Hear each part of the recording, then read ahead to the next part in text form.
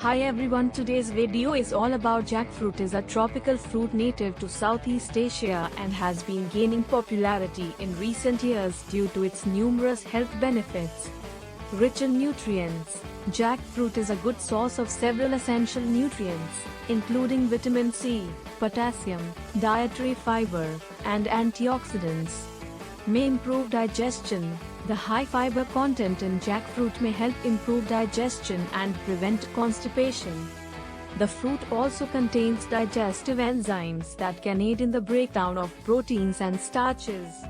May lower risk of chronic diseases. Jackfruit contains antioxidants, such as flavonoids and carotenoids, that can help protect against chronic diseases like cancer, heart disease, and diabetes.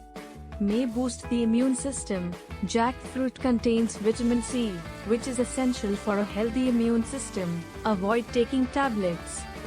May regulate blood sugar. Jackfruit has a low glycemic index and is rich in fiber, which can help regulate blood sugar levels.